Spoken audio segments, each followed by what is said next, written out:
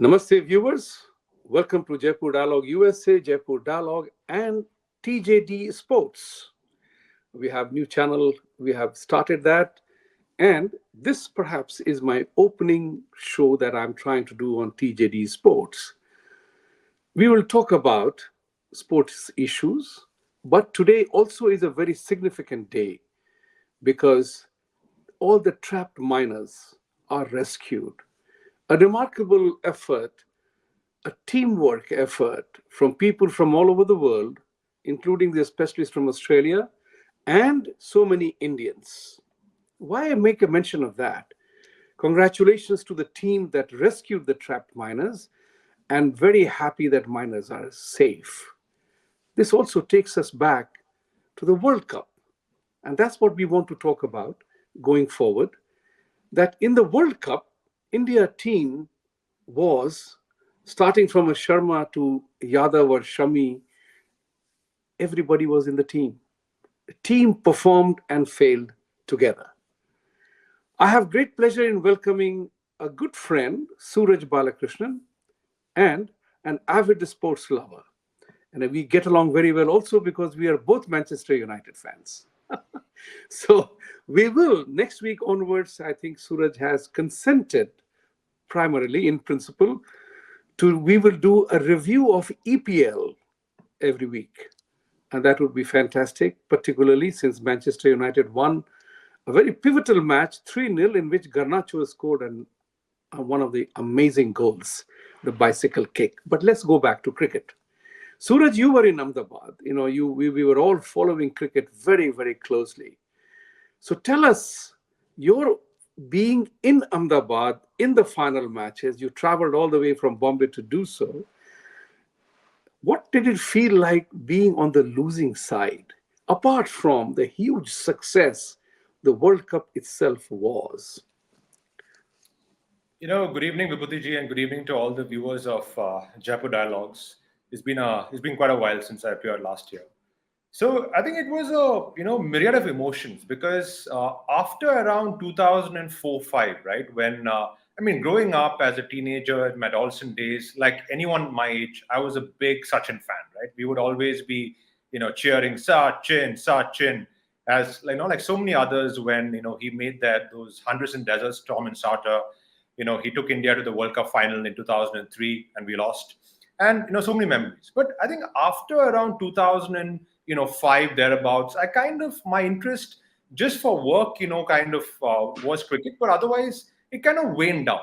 But really something about this tournament, and of course being a World Cup as well and being a World Cup at home, but something about this tournament really got my interest back because the team wasn't just winning. The team was winning in style. The team was playing champagne cricket, if I can take a football analogy, and it was winning games in style. There was a domination not just by the batsmen but by the fielders, by the bowlers, not just by the spin bowlers, by even the pace bowlers. So the way this team played, it had a character in itself.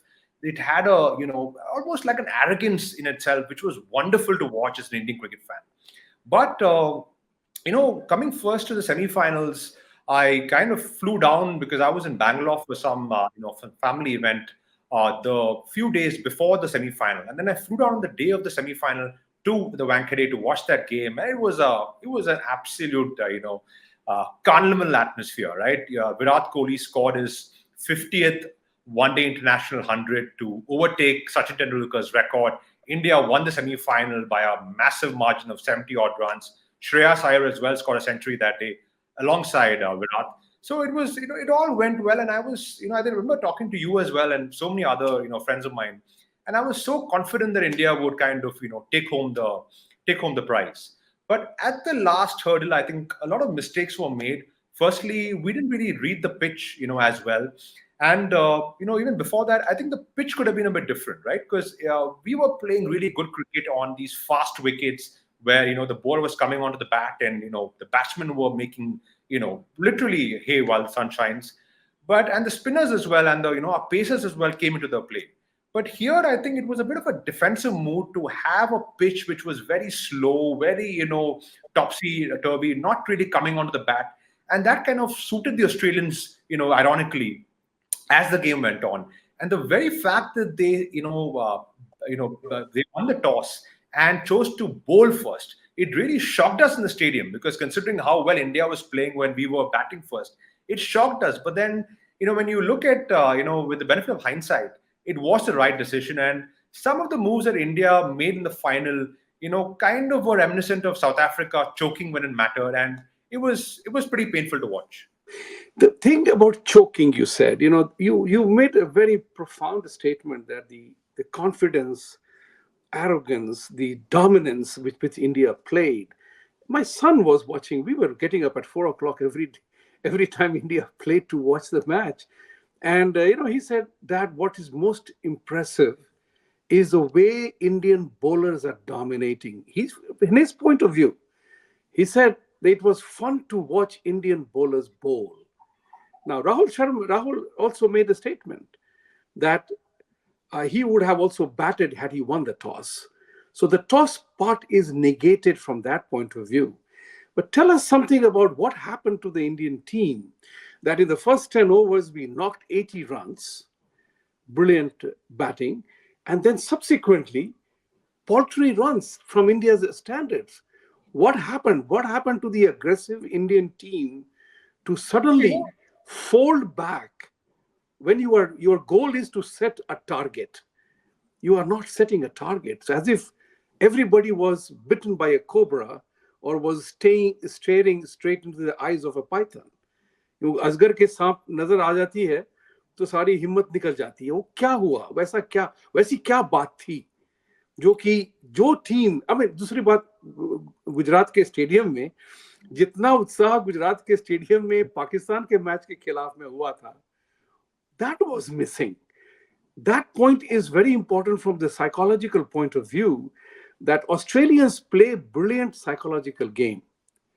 And the captain made a statement: it would be fun to silence these 100,000 spectators. And it did.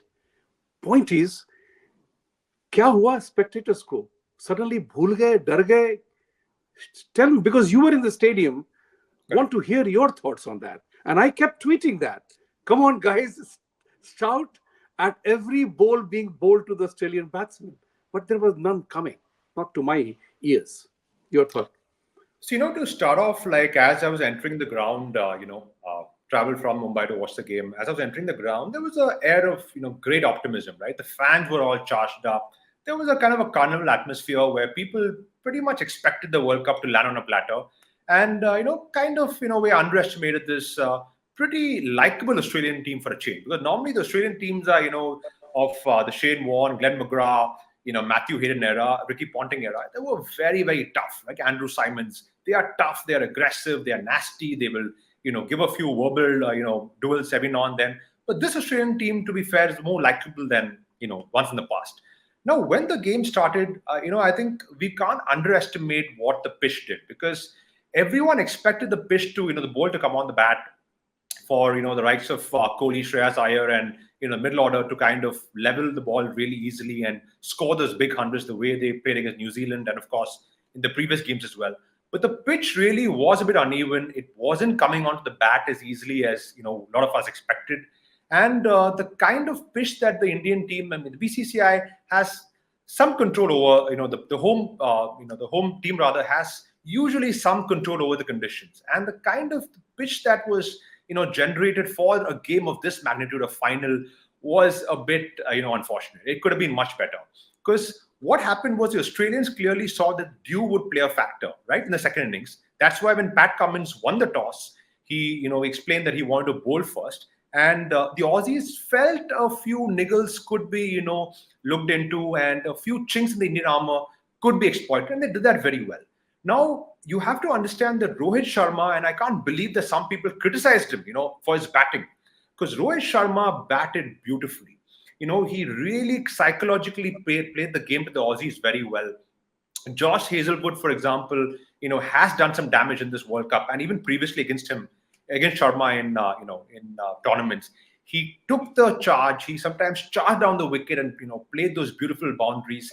He hit about 3 sixes. There were, I think, around 10 fours in those first 10 overs, and he gave a wonderful platform to the innings. The story of the Indian innings was in the first 10 overs, in that power play, India scored, I believe, 80 runs, 80 for 2 in those 10 overs. And in the 40 overs after that, India could just manage 160. That's it. 160 in 240 balls in a World Cup final. And the first 10 overs, India scored really well, having been 80 for 2. So I think Rohit Sharma deserves a lot of credit. But after that, you have to give credit to the Aussie bowling, Vibhuti, because even I felt the Indian batting was a bit too slow, which it was. And Kohli, to be fair, was trying his level best to rotate the strike. Rahul unfortunately got bogged in a bit, and he knew that he had to preserve his wicket, especially after India lost Shreyas and Gill as well in those opening run of play. So he did preserve his wicket, but that run rate, the rotation of the strike, which the Aussies did in the second innings, was really missing. And as a result of that, the pressure was built up. As you said, the crowd was really silent after the initial 10, 11 overs. And, that pressure building up kind of really, played on the anxieties a bit. The Australian field placing was top notch. Unbelievable, yes. Top notch. I mean, I'll give you an example. Everyone knows that Surya Kumar Yadav plays that pull, that hook shot, some pull shots really well. And he did, play a few, play a few shots very fine, right, over the wicketkeeper's head. But the field placing, the third man in the fine leg was placed so fine that even when he played those shots, they could kind of restrict him for a single or a double. So the field placing was unbelievable, the fielding was unbelievable, but the rotation of the strike was missing. And to be fair, it was not an easy wicket to get those, big shots, those big hundreds, those big boundaries. And India paid a price. India paid in the first. This is the glorious uncertainties of sports apart. वो कहते नहीं हैं कि sports में America का saying है, any given Sunday any team can beat anybody. It is all about a dropped catch, bad fielding, a tragic run out, and not doing the right thing. So final में looks like Australia totally outplayed India, hands down, totally outplayed. And as you rightly said, the ball was not coming in the first innings to be playing to score the runs. But it is totally, मैं इस बात को नहीं मान पाता हूं कि जैसे आपने कहा ना कि पहले 10 ओवर में 80 रन ठोके और बाकी के 40 ओवर में 160. I mean, ये तो, it beats the hell out of me. How did that happen? ये suddenly हम इतने सिकुड़ कैसे गए? You just folded back, man. So, that said, the reason we are talking about two audiences I'm addressing here right now is that this kind of a defeat impacts the psyche of people, because from a top class, नशे में हम बिल्कुल मजे में थे कि जीतेंगे, and then when you have this kind of a downing, it definitely brings you down. And just one quick point, yes. before I go on, what is important to remember, हमारे दर्शकों को, कि after the 2013 Champions Trophy, World Cup और World Cup के बीच में जो हर 4 साल है, उसके बीच में there's a Champions Trophy हर 2 साल. Right. So after that 2013 Champions Trophy, when Dhoni led India to the win, we have not won a single major ICC trophy. Correct. We won Asian Cups. We won a few bilaterals, of course. We've reached the number 1 ranking in the Test Championship, but we have not won a major trophy. Whether it is the 2015 World Cup, the 2016 T20 World Cup at home, a number of T20 World Cups that followed, the 2019 World Cup in England, and now, of course, the 2023 World Cup. So that is something that I'm sure will be playing on the mind, as you said, the psychological warfare, within the Indian team. And the boys will have to get that off the back, because you cannot, go on with the amount of resources that we have, the amount of talent that we have, the amount of talent pool the BCCI has. We cannot go so long, the 10 years without a major ICC trophy. That is unacceptable. We need a trophy, a major trophy, and we need it quick. I agree. It is like Manchester United not winning EPL for so many years. That is since Ferguson era. It is a shocking thing for the entire team. So as we go forward, there is one last thing that I wanted to talk to you about. It is also related to sports and football that I see.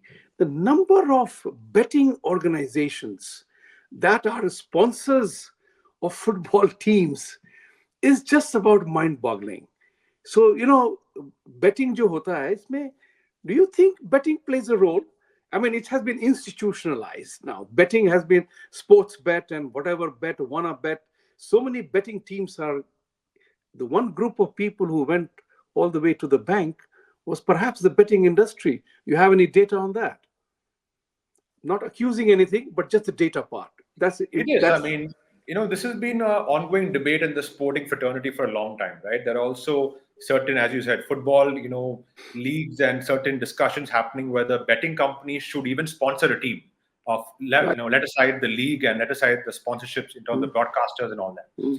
And I think this 28%, the extra GST tax that has been levied by the government of India has, impacted a lot of companies. So I think the betting in India, within India, is coming down. But as we know, offshore, a lot of things can be done. Money can be, kind of taken outside to places like Dubai, London, and the betting can continue. So that I don't think will ever stop because betting and betting companies and betting interests for, middle-aged people, for youngsters, for, across the board will always the shock to rahega, betting ke liye, especially when a live match is going on, right? That That's will never correct. end.